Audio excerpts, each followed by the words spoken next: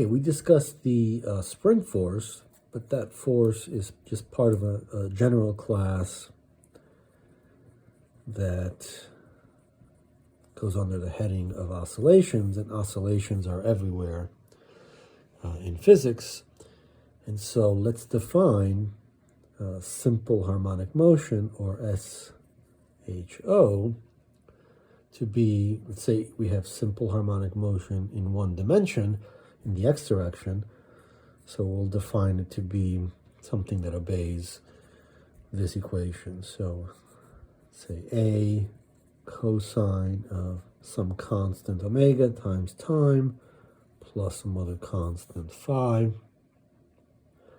And if we want to graph this, let's say if phi is 0, right, that represents the starting point, then we have, this is t and this is x. At t equals 0, we have the cosine of 0, because phi is 0. And so the cosine of 0 is 1, so we're starting at x equals a. So here's a. And of course, as t increases, we get something that looks like that, and so on. We continue indefinitely. And of course, we could, there's no reason to assume that t equals 0 is the starting point.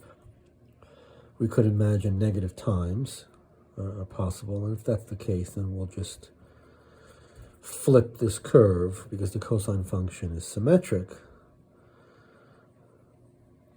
Something like that. And these curves go on indefinitely. So let's find the equation of motion for simple harmonic motion. And of course, that means we're dealing with F equals ma.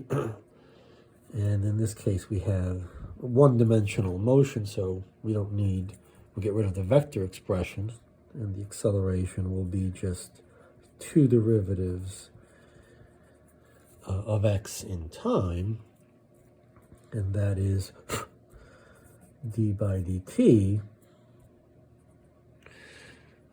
of dx by dt. So we'll take derivative of this in x, and then we have to do that again. So it's the derivative in time of this, which comes from that, which is minus omega comes out of that. Cosine becomes a sine, omega t, and if we're just still being general, we'll keep the phi there. It looks like that. And so we get a minus omega squared, because we're going to do this again. We'll still have the a, we'll turn the sine back into a cosine, and we'll end up there. Notice that that's just minus omega squared times x itself. So we can say that the acceleration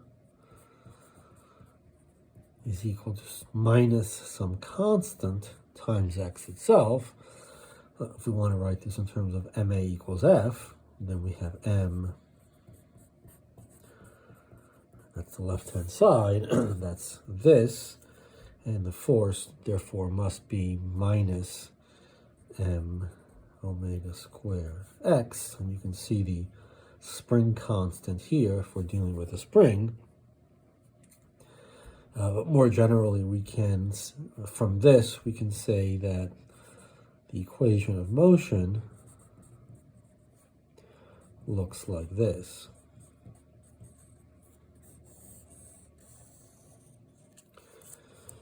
Okay, and so this equation is all over the place in nature. We'll see it if we have, for example, an object attached to a string. We pull it to one side, so say an object of mass m attached to a string, we pull it by a small amount with respect to this vertical, and we let it oscillate. It will respect an equation that looks like that. It won't be x. Obviously, there's motion in two dimensions there, but it will be something else. It will turn out to be the angle. If we charge a capacitor. So these are the two capacitor plates. And we connect the capacitor to an inductor.